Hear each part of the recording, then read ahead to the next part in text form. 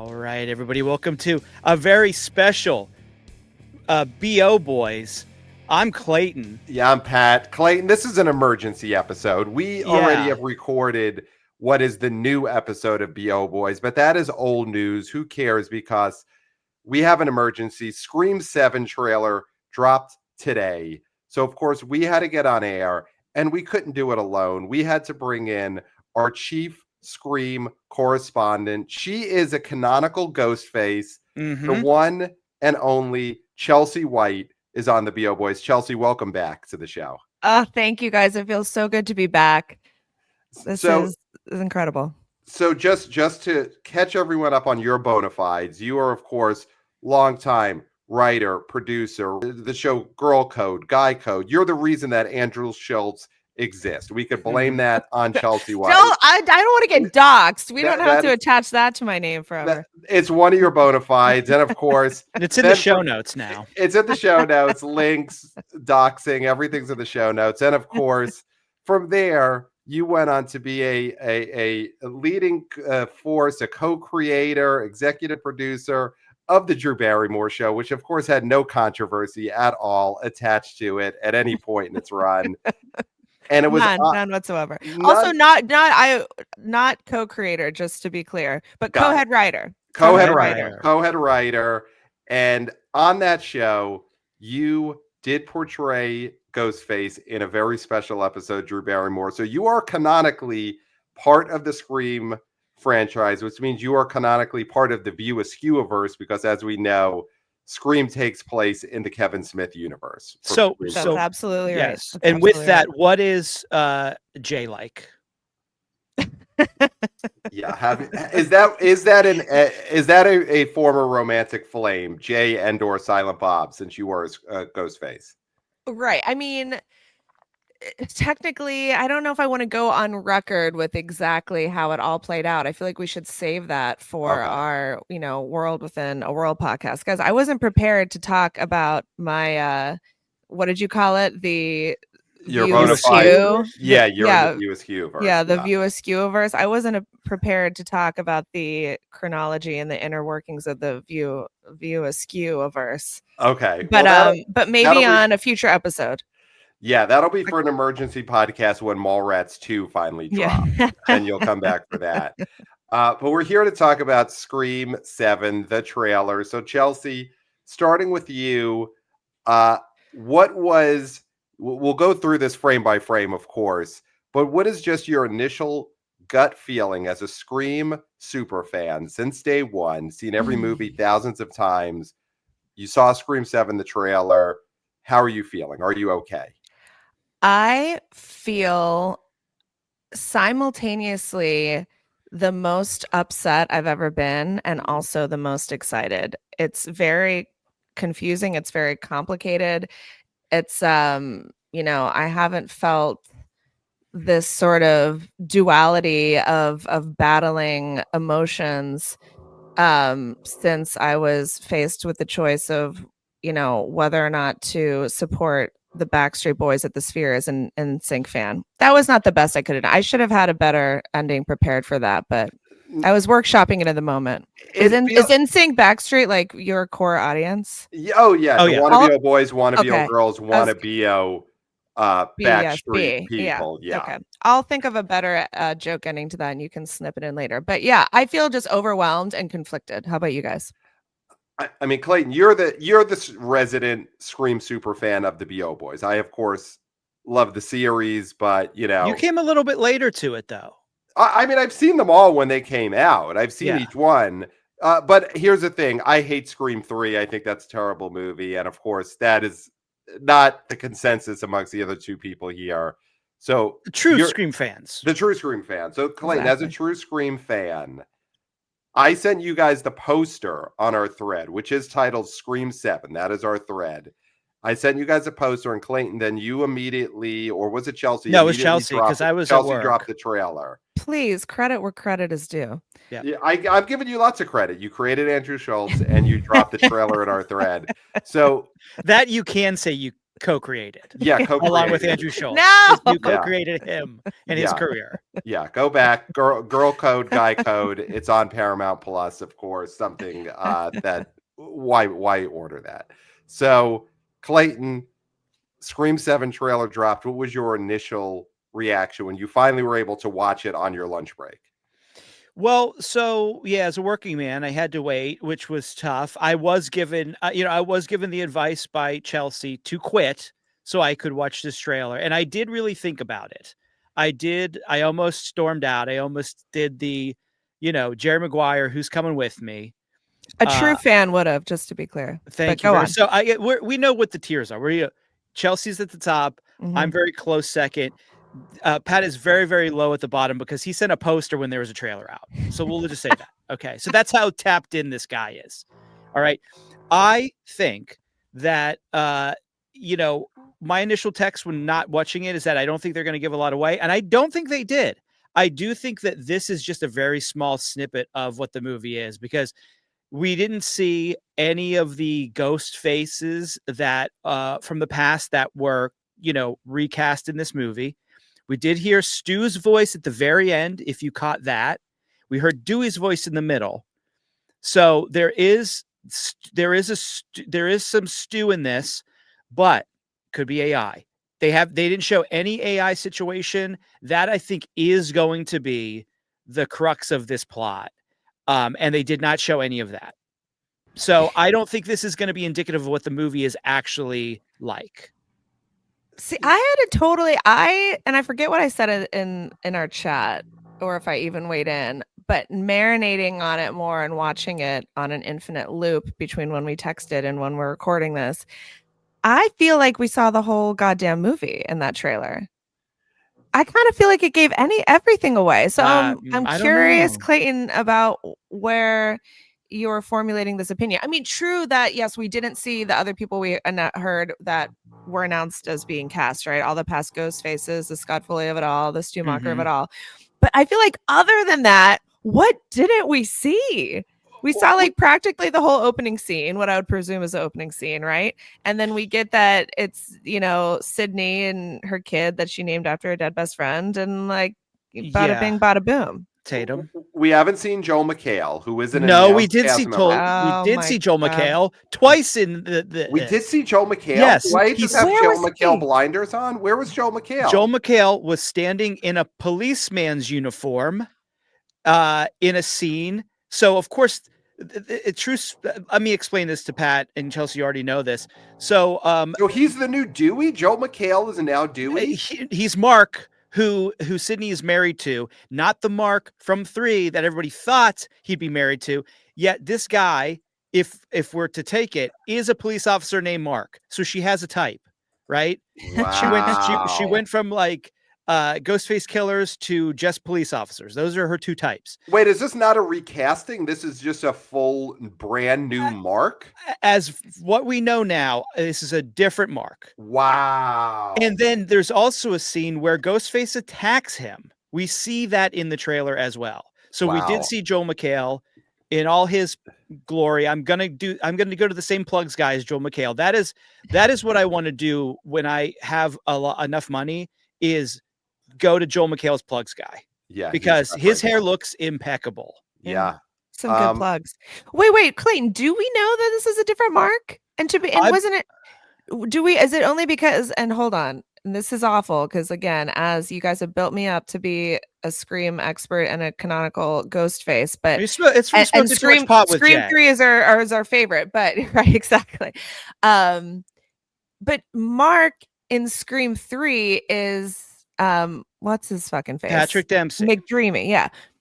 And that's who we always thought was Mark that she married, that's referred to in the later Screams, right? Or is I making that up the whole time? No, she says in 5. In 5 Cream. In 5 Cream, she says, she mentions the name of her husband and says Mark. Right. Wow. Now we just all assumed it was Patrick Dempsey. Is that our mistake? Okay. Yes. And so that of course, I believe probably what happened is that they were not able to get McDreamy for whatever reason, and so they recast. Right. She's married to Mark Kincaid. Oh no, not Mark Kincaid is Dempsey. Right. His name is Mark Evans, so he is a different character. So it definitely is. We have the last name. Okay, so then we know the see. killer then is going to be McDreamy as the original Mark.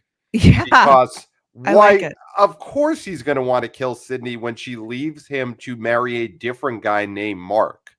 That is going to be, I mean, it's at least one of the Ghostfaces. I think we could say that will be. Nobody even watched the movie. Just you've heard it here first. Yeah. And I think it's we can because pack it up. if you're Dempsey, if you're Mark 1.0, he still has a great mane of hair that I believe is natural. I mean, he might have gotten a touch up here and there, but who hasn't, huh? Yeah.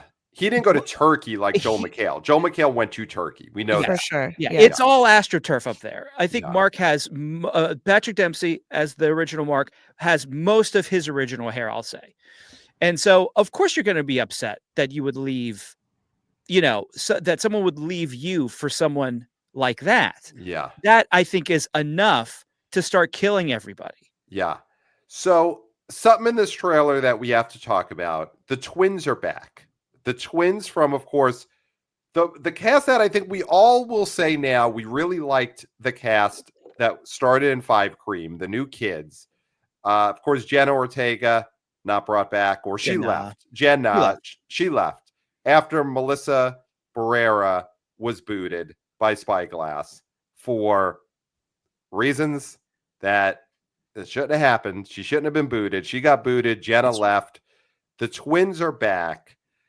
Is it implied that the Jenna Ortega, Jenna, and Melissa Barrera's characters have been killed in between 6 Cream and Scream 11? Like, or what happened there? Because while you see the twins, you hear them say, all of your friends died because of this. You hear Dewey say that. Dewey says that. Dewey saying that. And the assumption is it's maybe a Randy-esque audio message, or it could be an AI thing that somebody is trying to make it seem like Dewey is still alive, or Dewey's Ghostface or something. Like that voice is probably a deep fake voice, but it is definitely Dewey. Yeah, you're pretty convinced that AI will be at the center of Scream 11. Tell us more about this. You're thinking it'll be like Scream, so it'll be like Scream 3 with the voice changer, only updated visuals to AI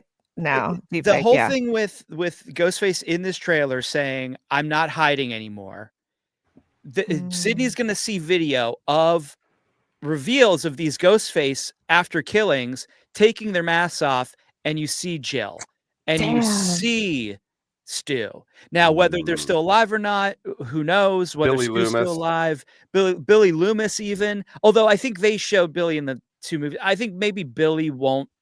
I mean, I don't know if he was in the casting. You think he'll be... I don't remember. Will he be an apparition? He is in the casting. Will he be an apparition? Well, I guess Melissa Barrera was the only person who could see him. So I think that's also a thing that they're probably not going to use him because of that reason. They already sort of used that poker chip. But yeah, I mean, with technology the way it is, Scream always being there to talk about what's going on at the moment. AI, as we all know, is of the moment. I do feel like bringing all these Scream killers back is going to fit in with that. It doesn't make sense any other way. That's a pretty good that's a pretty good prediction. Now, so Chelsea, do you want to see that? Do you want to see a Ghostface, an AI Ghostface trying to eat spaghetti, like Will Smith eating the spaghetti? Is that what you want to see in Scream 11? Because Clayton is saying this is an all AI Scream. Right. At this point, I'm not sure what I want to see in Scream 7. Or if I want to see Scream 7. No, clearly we'll see Scream 7 and we're excited. Night, but of course we will. But This is why I have mixed feelings about, I don't think this is going to be a popular opinion. This is why I have mixed feelings about Scream 4, because sometimes it irritates me when a movie or a show tries to be very like, you know what? It's 2012 or whenever that movie came out, and social media is a thing. So we're going to make it be that. Again, what's her face? Emma Roberts wants to have lots of followers because social media is hip. You know what I mean? And then I guess looking back, I feel differently because it's still, it was ahead of its time, and it really did predict a lot of things that are happening now in a way, right? About like the extent to which like social media has taken over the world and like fan culture and all that. But I don't know. So the idea of having it be AI does make sense as a prediction because they do like to do that, but sounds fucking stupid. Yeah. I think that the switch really does. The switch in the Scream movies is that they went from meta to start and commenting on the fact that horror movies exist in this world and people know the rules and everything. And then it somehow switched into, oh, well, then Scream comments on current society, when that's really not the initial thing that it was known for. The initial thing that it was known for is that Randy knew all the rules, you know? Right. And that's something that hadn't been done at that point. And I think that's why 4, I think, feels to you as one of the ones you don't like as much, is because it did really, it did Breaks do the like from that, mold. It did do the like, okay, you know, horror movies are more gory now, so we're gonna really up the gore. But then with the live streaming and the social media and all that stuff, and then 5, where he's like, you know, they were online and they were indoctrinated. Like that is what Scream has become, but that's not the root and the core of it. And so I do hope it's not an AI movie. Like I hope that I'm completely wrong and everybody on the Reddit is wrong and everybody that does YouTube videos about Scream 7 are wrong. But there's just too many indicators that this is going to be the case. What do you think, Pat? I mean, I think that I don't see the AI thing. I don't think they're going to go that far. It's such a can of worms, too. If you're ready, just looking at it, we're the BO boys. We're thinking about box office. You got Spyglass Entertainment, Paramount. They're already coming off a lot of bad vibes with the way things ended with Melissa Barrera, Jenna Ortega leaving the franchise. So to then go from that, and the reasons that they fired Melissa Barrera and having to deal with that, and then saying, also, this movie is about AI, I think that is potentially really turning off the audience. I mean, listen, if they did it, it's already done. It's in the can. We're getting trailers. But if they did that, I think this is a situation where weekend 2 box office of Scream is going to fall off a cliff. If we look, you know, the movie opens and everyone's saying, actually, it's about how Spyglass Entertainment and Paramount love AI. Well, the AI is bad in this. I mean, AI is the killer. I mean, I think it's they're not going to be using AI in it. It's going to be the AI is being used by a killer, which is like a bad criticism, thing. Right? It's criticism, Pat. But I'm sure. But whenever it's these cultural movies, commentary, it's satire. Whenever these it's movies, the Marx Brothers. They'd be talking about AI. The Marx Brothers would have a whole short about AI. Yes, the Marx Brothers would have a whole short about AI. Thank you. The Marx Brothers are long dead, so they're irrelevant. Well, maybe they're in Scream. Who knows? They might be in Scream because of AI. We could have AI Marx Brothers as Harpo's Ghostface. the killer. But whenever these movies do that, where it's an AI villain, they also always have an AI hero. Listen, I'm fresh off of seeing an hour and 10 minutes of Tron Legacy a few weeks ago in the theater, and that's it's like, oh, AI is bad unless AI is good. That's always how these companies deal with it. So they'll have an AI Ghostface, but then Sydney will have an AI friend who helps her solve the mystery and fight the bad AI. And then Sydney will look at the camera at the end and say, see, sometimes AI is good. Good night, everyone. Not an AI pal. Yeah. Oh my God. Who knows? Or her daughter is AI. Listen, we're all going to find out. We're all going to find out. So what do we think of Tatum as the new sort of co-hero? You know, she's going to end up getting way more screen time than Sydney. They backed up the money truck for Neve Campbell. but Neve Campbell is getting plenty of days off on this shoot. It's going to be the Tatum show. Who is this? McKenna Grace is Tatum? No. McKenna Grace is someone plays else. One of the friends. McKenna Grace was one of the friends. So Tatum's just a nobody, whoever's playing Tatum in this movie. Chelsea, are you excited for your new final girl, Sydney's daughter, Tatum Prescott? I mean, I would be more excited to finish Melissa Barrera and Jenna Ortega's story, but since we can't, I think that's fine. I don't know what other direction they could have possibly taken it once they had to get rid of the sister characters, right? Yeah. I mean, like, where else could they have possibly gone other than back to Sydney? And then when you go back to Sydney, what can you possibly do other than give her an offspring final girl? So from that perspective, sure. Do we think we're getting a secret daddy here, Chelsea? Is Tatum been fathered by someone who is not named Mark? Could this be a Billy Loomis, a Stu descendant? Is that possible? Is this is this a character that we've seen before who's actually the daddy? That would be fun, but I don't know how that would be logistically possible. We already did that, though. That's what Melissa Barrera was. She was the spawn of one of the Ghostfaces. Right. That was already done. But you're saying they've repeated themselves before. Exactly. It could be Cotton Weary's kid. Could it be Cotton Weary's kid? That would be fun. What if Cotton Weary's not dead? That would be great. You think that Sydney and Cotton got it on? She went 100% Cotton. And she froze the embryo. Because that's like, how old is this girl supposed to be? A teenager or like 20-something? She's in high school, I believe.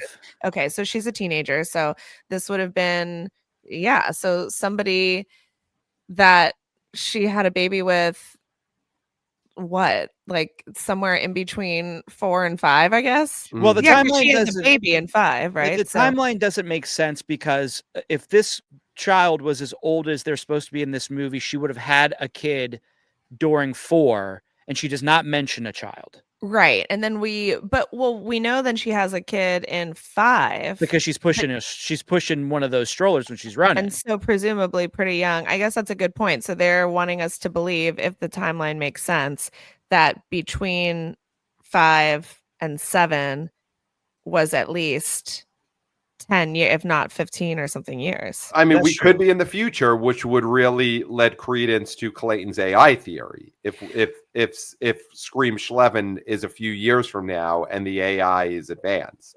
And also makes more sense with them being able to say, remember the characters that this 5 and 6 revolved around? Forget about them. Right. Time has passed. Right. But what do we think? I'm sorry. Now I'm taking over. I don't mean to steer the conversation. Pat. No, go for it. You're the Scream expert. Well, you're a Ghostface. Thank you.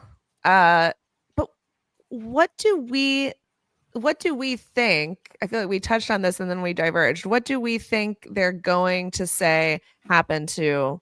Why can't I remember their character names? Melissa Barrera and Jenna Ortega. Sam and one's Sam, right? Who's the other one? Yes, Sam, and then. I want to say Diane, of course, because it's years. I want to say there's named Sam and Diane, but we know it's not. So Sam and Diane, that's fine. We'll go with that. So Sam and Diane, Sam and Kat, the sisters. What do we think they are going to say happened to them? Like, are we to believe just because we heard that voice that they really are dead? Or they could have also been talking, it's all your friends are dead or whatever. A lot of their other friends died. It doesn't necessarily have to mean that voice in the trailer is definitely talking about Sam and whoever. Yeah. Right. I mean, so in the trailer, when the Ghostface killer says that you have a pretty daughter, and she reminds me of, like, or the town is like where we grew up. So they're making it seem like the Ghostface killer is somebody that Sydney knew growing up. Okay. Right. So I think that they're diverting away from that cast, in that this is only about Sydney, not about them. Because what are they going to tell us? What do you think they're going to tell? What are they going to tell us in the movie? Well, the twins are here. I think the twins are going to get killed. I think that bar scene that we're seeing is they a just die and massacre. that's the I end of think it. they get massacred. And I Oh. don't know if that's the opening scene or the Airbnb's the opening scene. But right? then do you think the twins are just going to be like, man, wasn't it cool when off screen between 6 and 7, our friends Melissa Barrera and Jenna Ortega moved to Italy forever? Yeah, probably they could be like, Y- I'm glad that they left and they Right? now live in Canada or I wherever. hate that. I think that these producers of the Scream franchise are going to make sure that this movie makes it clear that Melissa Barrera's character has been killed in a brutal way that was her fault. That'll be the twins will say, I mean, whatever Melissa Barrera's character's name was, man, she really got killed for sure, definitely, and we all saw it. And you know what? She brought it on herself. Even though Ghostface did kill her, it was kind of her fault. Whereas I think they'll say the Jenna Ortega character, oh, but she got away and she's safe. She's safe and she might show up someday. Witness protect. That's a good point too. Yeah, maybe she'll show up someday, or maybe they'll say that to that point, Pat, which is a good prediction. Maybe they'll even say Melissa Barrera like couldn't take it and just like snapped, had a mental break, like took her own life, or relating it to her mental health issues that they allude to with that she shares with her father. Yeah, I mean it's like tried to kill her sister. That could be what they say is that the Melissa Barrera character snapped. Tried to kill her sister. Jenna Ortega killed her, is hiding, but hopefully we'll be back someday. Wow. If a contract could be reached. That'll be what the twins say in the middle of this movie. That is such a specifically about the contract that they'll mention. Yes. That is such a crazy tell don't show in a movie. But like what else could they do? That's why I have the conflicted feelings about this movie, because there has to be some bullshit tell don't show. I could see them using who here we've all seen Beetlejuice, of course, right? Last year's Beetlejuice sequel. I did not see You did not see it. Okay. I'll see myself up. So you could say, because I'll just quickly tell you how they handled something in the middle of this movie. So there was a cast member who played the dad in the first Beetlejuice, who is no longer allowed to be on film. Yes. Anymore for reasons. Understood. And the way they killed him is Catherine O'Hara narrated what happened to him in his death, and we saw it in claymation. So we saw a claymation representation of this actor as he was killed. I could see these Scream producers doing that to Melissa Barrera. The twins come in, they narrate how she went nuts, turned into a ghost face, tried to kill her sister.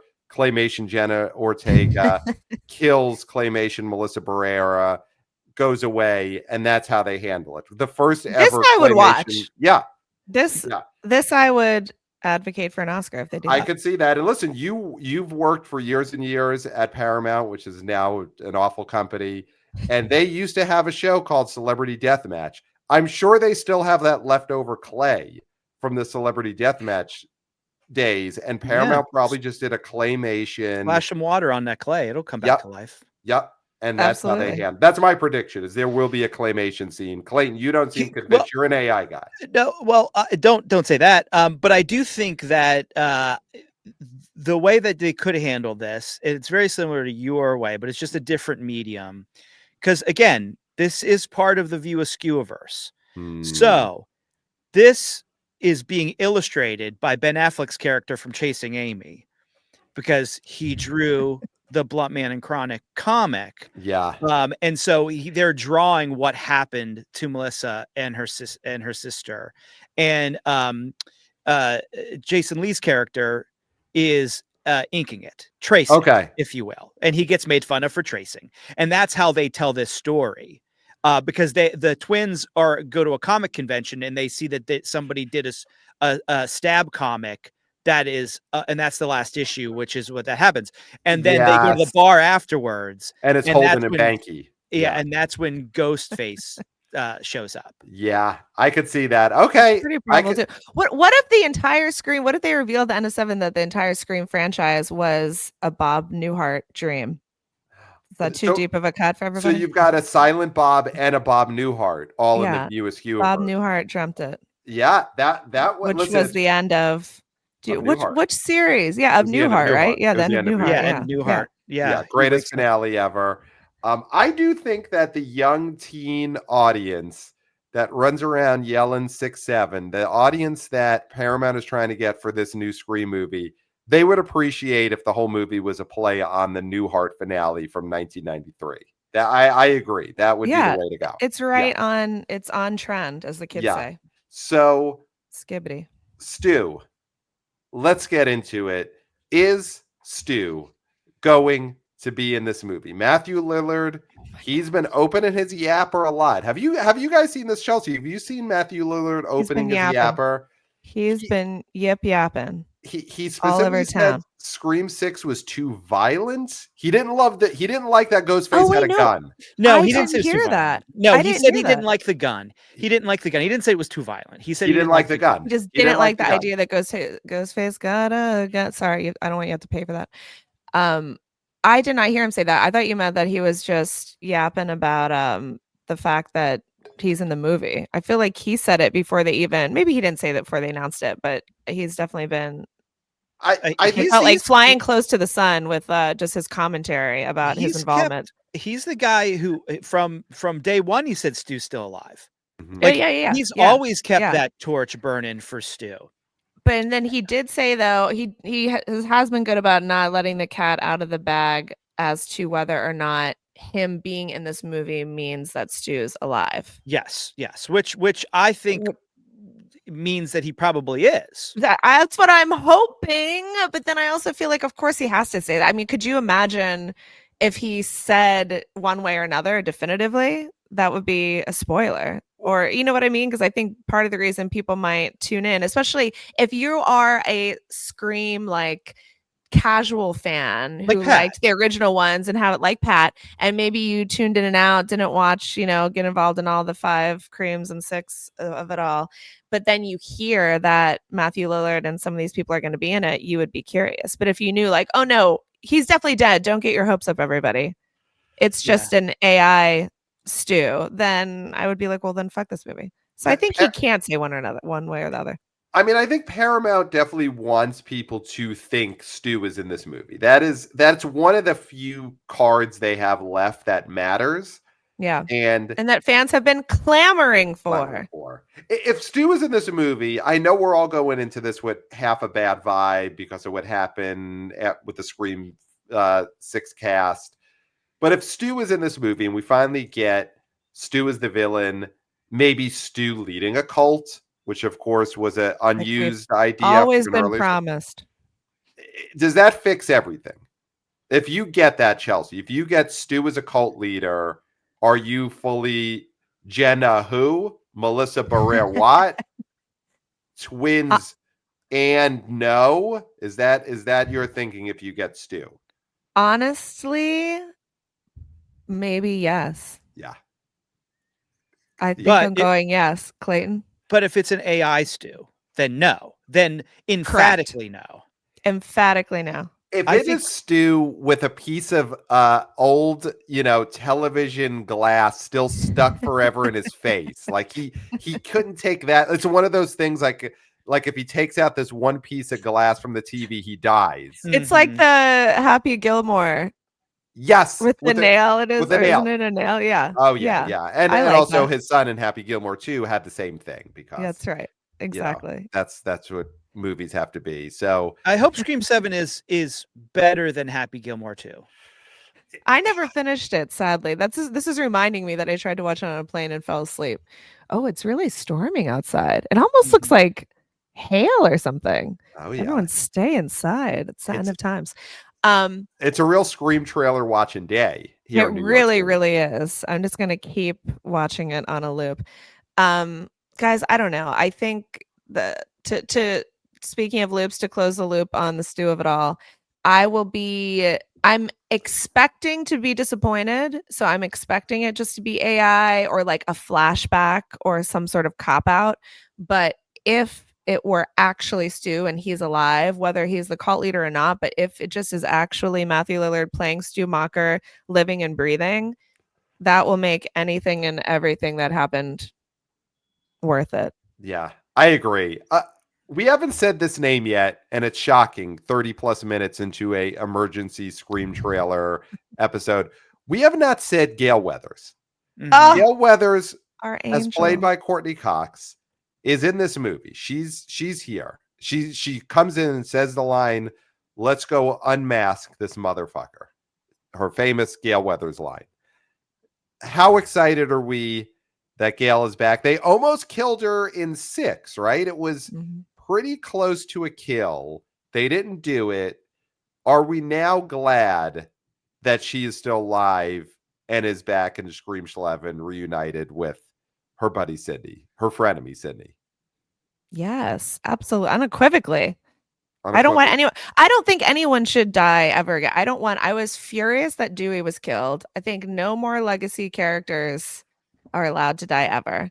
If ever Courtney, or I feel like they've even like Kevin Williamson has said Sydney will never die. Didn't someone say that at some point, Clayton? Or didn't they comment about that? Like Sydney's just always going to be the final girl. Like they would never kill her. Although I guess they've said a lot of things. They have. But if either of them ever died, I will be furious. I think at this point, I understand the maybe impetus, or maybe even in his mind, he'd be like, okay, like, let's really just like button this all up. Like, what's the most shocking thing we could do? Kill one or the other or both and just walk into the sunset and no more screams. But I think that would be stupid and terrible.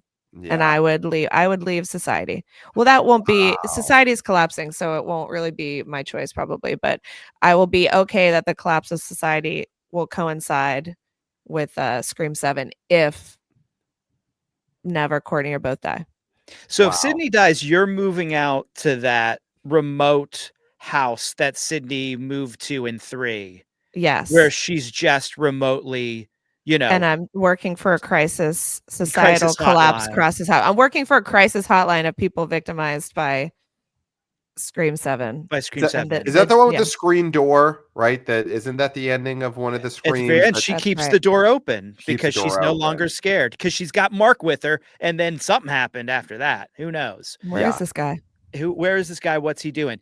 I disagree on one front. I do think Gale can die. And I think that she might die. No. If Gale dies, it has to be on television. That is, I think, the one must of Gale is her death must be televised. Yes. It needs to be her reporting, her signing off on television. You cannot kill Gale Weathers. Just not and don't kill her on YouTube. Don't say, oh, someone was doing a Snapchat while she died. Gale is an old media star. Broadcast television. She has to die on one of the major networks. So CBS, NBC, ABC, or Fox. Yeah. Or I think on syndication. It could be a conglomerate of syndicators. She could. What about streaming on Paramount Plus? No, absolutely not. That's the worst place to throwing it out there. Absolutely not. Not on Paramount Plus, not on Max. It has to be real old school television. Is where Gale gets killed. I mean, I think the best way for Gale to die is like on a broadcast network, obviously, or one of the major news networks, I guess. I'll take that as well. But and saving Sydney would be, or saving Tatum or something like that. But I do agree, and I think it has been said that the thing that makes Scream so special and different is Sydney. The fact that she has an indomitable spirit and the ability to survive no matter what happens. And if you take that away, that is the one thing that you can't do in Scream. I'm not somebody who's like, you can kill everybody else, right? You just can't, because that is what makes Scream Scream. If she dies, then it's just Friday the 13th, and it's just Freddy Krueger, and it's just Chucky, because those people are dispensable in the worlds that those were created in. Sydney is Scream. Right. She is what matters. And that's why I think if she dies, that would just be the biggest thing that cannot be forgiven. And I don't think Kevin Williamson would kill her. I just don't see that. He's not the guy to do it. He I wouldn't do agree. it. Wait, now agree. he's directing this, right? Kevin Yes. Williamson directed this. Has he ever directed a Scream movie? He wrote the first No. 2 or 3, right? And I'm sure he's always been creatively involved, but he's never directed one of these. No. What is his directing background? Is it just teaching Mrs. Tingle? I think he may have done TV. Don't quote me on that. Okay. I don't know if he directed some of The Following or Vampire Diaries, because I think he was involved in those. That's what I was wondering. Yeah, like some of those. Let's look it up. But Teaching Mrs. Tingle was his directorial debut. And I think the biggest thing he's directed, of course, was supposed to be called Killing Mrs. Tingle, which and it would have was been a hit. way more brutal, but Columbine happened. Yep. Listen, has one of the great no, I'm thinking of, I was about to say Disturbing Behavior as one of the great trailers ever, because of the Harvey Dangerous song. I don't remember that. Yeah. On his IMDb, it just says Teaching Mrs. Tingle and upcoming Scream 7. Great. Wow. So the rest of it, so he's Look never at directed this. any TV. That's what, according to his IMDb. Wow. Yeah. What a And long this gap isn't between this movies. is another thing that, like, with all the upsetting parts about them, abandoning where they're going with this trilogy by booting Melissa Barrera and then Jenna Ortega leaving. This is why it's so conflicting, because that thing happened that is very annoying and terrible, we get Neve Campbell now, and we get Kevin Williamson, and we get Matthew Lillard, and it's so conflicting. That's and what we might they get do. AI. That's because what it feels fun for us because we're people of a certain age, but it also feels a little sweaty and desperate. So that's my fear, is that the sweatiness of this is what I'm worried about. None of the movies felt sweaty till now. Like maybe 3, and I like 3, but maybe 3 just because 1 and 2 are unimpeachable masterpieces.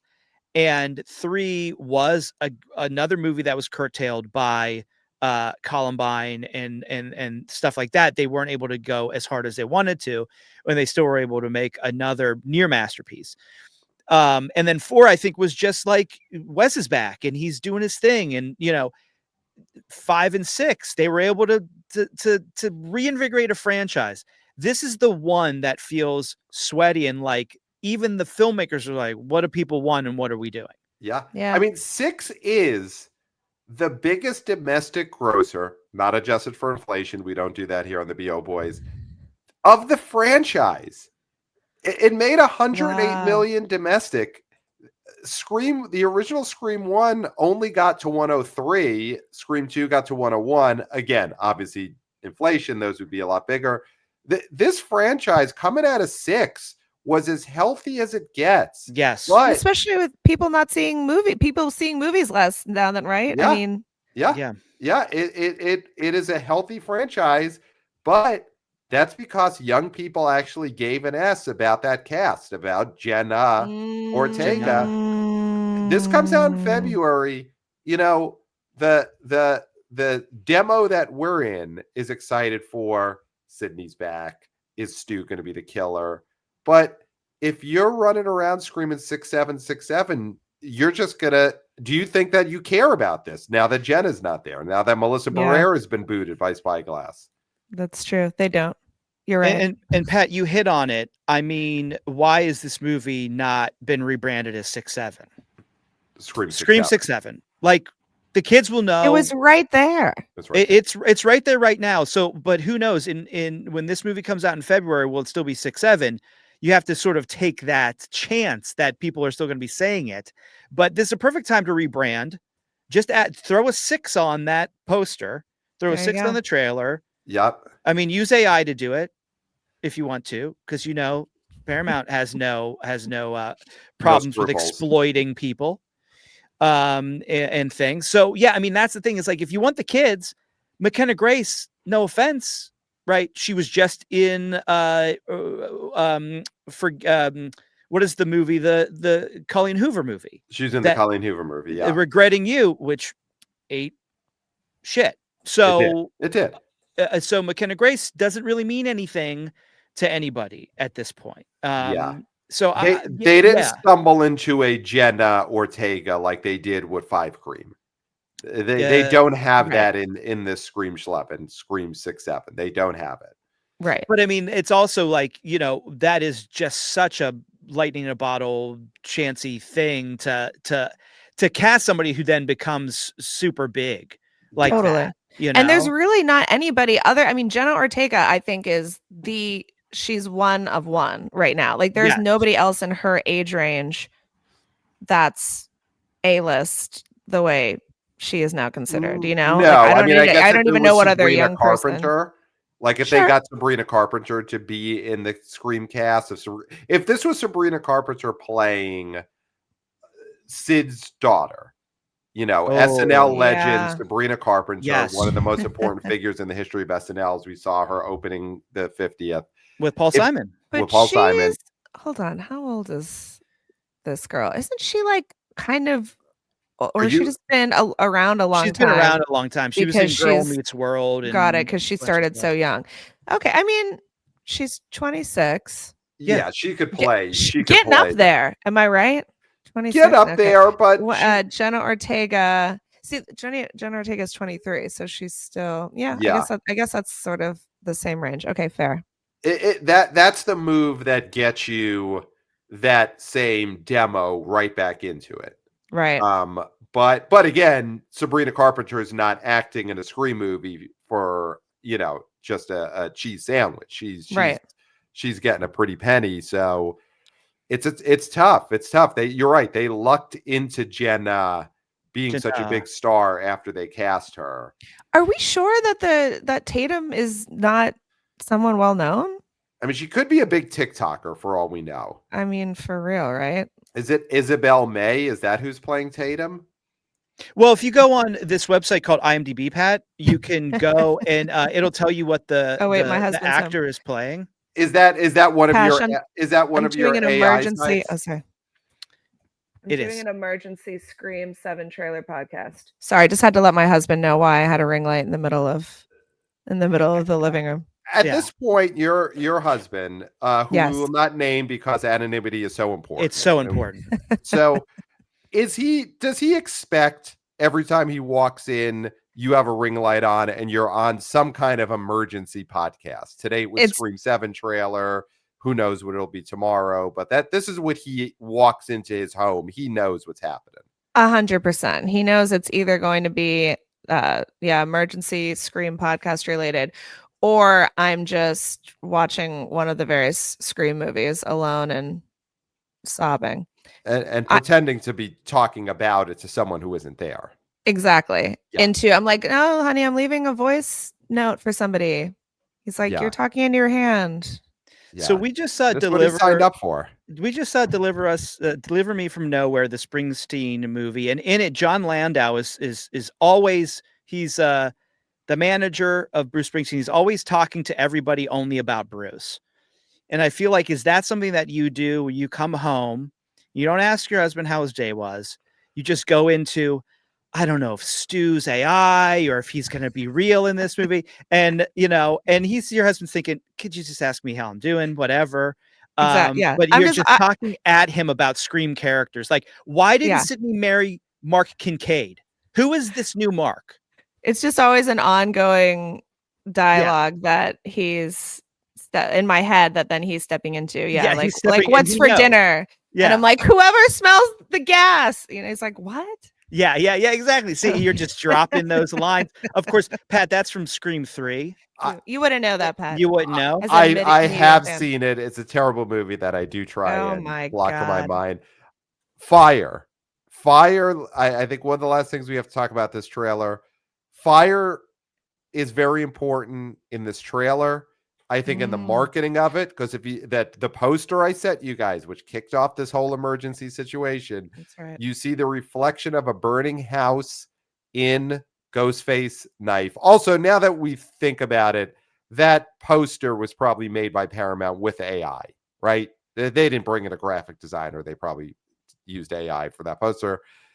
Fire is going to be a big part of this. It's cleansing, Pat. Is it the end? I mean, I guess it's the end if the signal of movie the end. bombs. It's the end if the movie bombs. But 4 bombed and it wasn't the end. There's no end. There's no end. Yeah. There is no end. Well, and related to that, not to steer away from that, but maybe that's part of this question. How we see the Stu's house burning down. How do we feel about Stu's house being yet again back at the center of this movie, and then also it potentially or seemingly definitely burning down? It's the place. It's the place we all think of when we think of Scream. We all want to go there. If there was a Scream museum, like a traveling museum, where you could walk through, and her face just lit up. That's why you have to watch us on YouTube. We are YouTubers. Hey guys. If there was I'm gonna put together a business proposal after this, right? If there was a traveling Stu's house Scream museum, the line would be around the block in every town in America. But that would be where you have to do it. It would have to be Stu's house. That's where people want to go. You guys know I went to the actual Stu's house. Yeah. And I did. There was a whole event. I bought tickets to it that my friend that I went to high school with and his buddy, they put it all together. Yeah. And I got to take pictures all in the house. And Roger Jackson came and introduced a screening of Scream that we watched in Stu's yard. Wow. Now Pat, Roger Jackson is the voice of Ghostface, just because you don't know that stuff. That's wow. Right. But all that said, I agree with you. I love that Stu's house always comes into play. It is where it all began, and apparently maybe where it will all end. However, does it make it a little less special? Like, it was so cool to go back to it in 5 Cream, but now is it sort of like, we get it. It's Stu's house. Yeah, I mean, I think when you watch this trailer, it almost is a comment on how it lacks the danger that it once did, because now it's just become a theme park, right? It's a tourist thing. So I think that is a comment on sort of, now it's just a thing that we all know is like, it's like the Psycho house. It's Stu's house, right? Yeah. And I think that's a comment on it. So I do think burning down Stu's house is representative of something's going to happen in this movie that you're not going to expect. Yeah, that's fair. What do we think of the knife in the wall? That wall's pretty thin. I know Ghostface has a big knife, big fat old knife, but still, to get a knife through a wall so easily. It's drywall. It's intense. Yeah, I think in that moment you're thinking like, who are the contractors who put this house up? Because we shouldn't be able to get a knife through here so easily. But Clayton, you think so?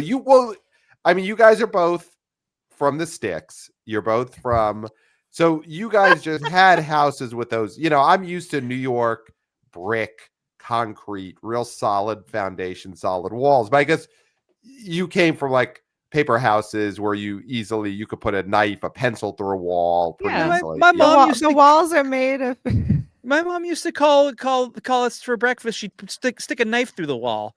I'd be in bed, noon. I'm sleeping in. Knife comes through the wall. Hey, pancakes. Right. Get up.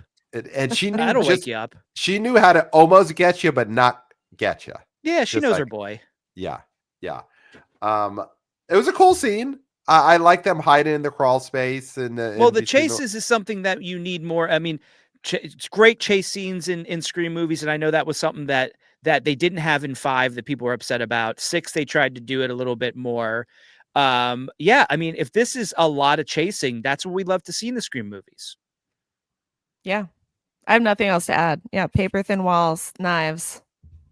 That's how you grow up when it's not in New York City, Pat. So, closing thoughts on Scream 6, 7, Scream 11, the new Scream. I feel like we're all in the same spot of there's things that got us here that really annoy us, but the 3 of us have to see it opening night, right? The Thursday night preview together. We have to do this. Yes. If society is still intact on February 27th, yes, we will all be seeing it together. Yeah. We got to keep it together till then. I mean, that's a reason to keep everything together. That's true. Yeah. I mean, that's not to, we're the BO boys and we talk about theatrical and we love the theater going, just theater going in general. I do think if movies got to the center of culture the way they used to, and people would make them a center of their life, we would be able to say, society, keep it together until Scream 7's released, until Avatar's released, so you would have something to look forward to. There's so little to look forward to. That's why with theaters and also with these studios, you got to make better product so we can keep society together, because that is what's keeping people. I mean, here's the thing, Tarantino, whatever you want to say about Tarantino, he's got to get his butt in gear and do this 10th movie, because that's something that people will keep their shit together for. They'll say, "Oh, I can't go too crazy because I want to see this Tarantino movie." Yeah. But we got to have a date. We got to know. We can't just be like, well, it might happen someday. Then we're just like, well, everything should be in flames. We got to be like, Tarantino in 2028, let's make some changes so we could survive till then. Right. Yeah. Yeah. That's what we're missing. That's a missing link. Yeah. I don't know if the Scream sequels are enough at this point. How dare you, Pat? Together, but hopefully, how dare you? I hope that the last movie had the biggest opening weekend of any movie. It opened to 44 million domestic. I mean, my God, 6 did.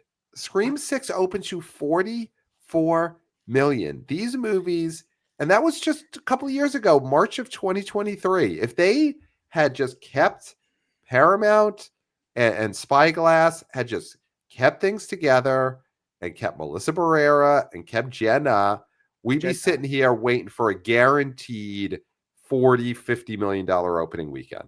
And now there's no way it hits that. There's no way.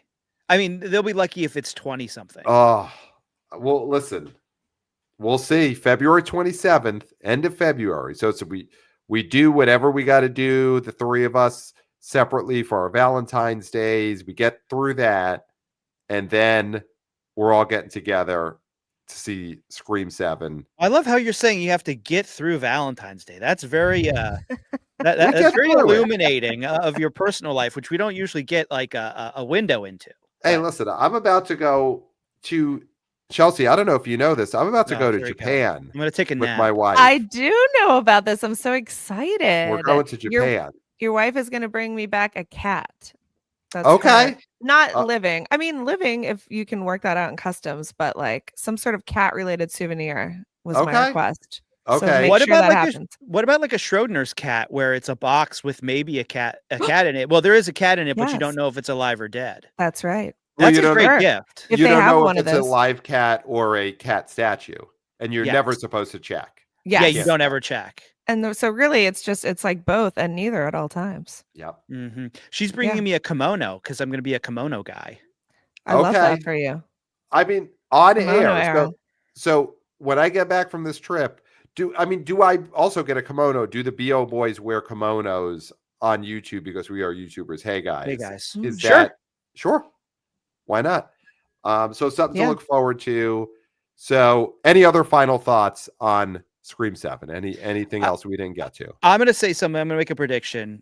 And I know that Chelsea, as with your past relationship with Jay, of Jay and Silent Bob fame, which you won't talk about until your memoir, which we're very excited to read. Thank you for respecting. Pat, you said at the beginning, Chelsea is canonically a Ghostface. Mm-hmm. And I just want to say, I applaud you, Chelsea, on your poker face. Because not once did she tip her hand that she is in Scream 7. I don't know what you're talking about. There we go. Wow. I mean, listen, you heard it here first. We're going to be sitting next to her at this theater, and we're going to look at the screen. Mask comes off. Wow. And our heads are going to explode. So we're going to be in our kimonos. Yes. So we'll stay in our kimonos. We never take them off. We never wash them. I think that we inadvertently maybe hit on the better prediction, which is Ghostface might be Schrodinger's cat. And we'll never know if We'll never Ghostface know. is alive or dead at the end. It's like a very existential, take that, and that's what the kids want these days more than Jenna Ortega. I mean, it's stew in the box. Is it a stew in the box? Science experiments. Yes, it's a stew in the box. Wow. It's a lesson. He's dead and alive at the same time. It's a lesson on what's that even called? I'm not smart enough to know. No, I was going to say science experiment, but not really. I mean, kind of, but it's like quantum physics and such. It's quantum I don't physics. know. Yeah, it's definitely quantum physics for sure. And that is what the kids want to see. Yeah. The kids yearn for quantum physics in a Scream movie. And characters from the 90s who are now pushing 60. And that's what they're going to show up for. I have faith. I'm looking forward to seeing how well Matthew Lillard's hair plugs guy has done over the years. We will hopefully get to find out. So, guys, I cannot wait to see this with the two of you. Clayton and I in our kimonos. Chelsea, of course, will be in her Ghostface costume. It is going to be fantastic. So we only have to survive another 3-4 months, and then we get there. So society, just hang on a little bit longer. We got to get the government back in time to see us through to February 27th. Yeah. Let's really call your representatives. Yes. Call your representatives. Let them know Scream 7 opens on February 27th. Yes. You guys keep your them focused. S together. Get your S together. Stu might be in this one. Mm-hmm. That's right. Call your representatives.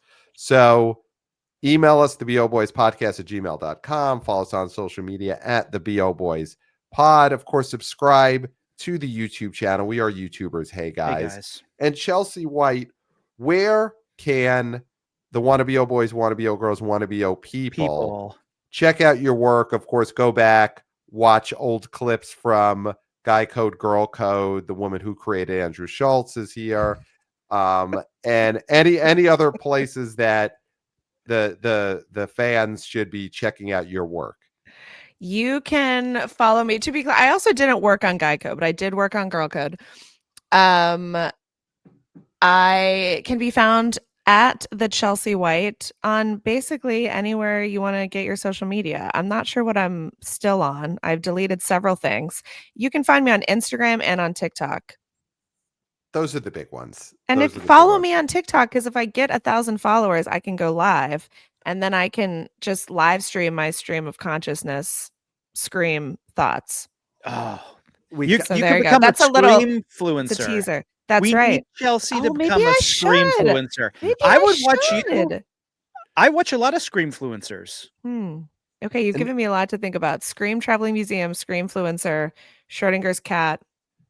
Yeah. None of these Scream-fluencers are canonical Ghostfaces who have appeared in the narrative itself as Ghostface. Someone just sent me the meme the other day. There's a picture of me dressed as Ghostface and Drew Barrymore dressed as Casey Becker. And it's me and the Ghostface. It's like Drew as Casey pointing to, I think we're pointing at each other. And it's like a whole little meme situation, guys. Just so the audience knows that we've made a lot of jokes. Okay. Yes, of course. But this one is serious. Mm-hmm. Yeah. Dead serious. I am a canonical Ghostface, and I will be the Ghostface in oh shit. Oh, she got so close. God so close to not revealing. That was a big Tom Holland moment.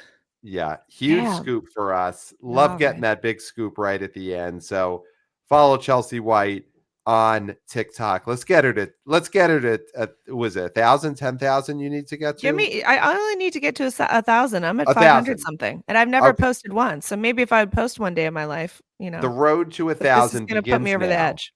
Yeah. The road to 1,000 for Chelsea White on TikTok begins now.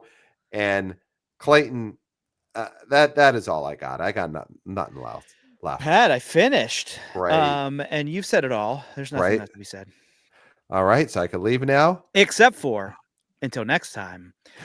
We'll smell you at the box office.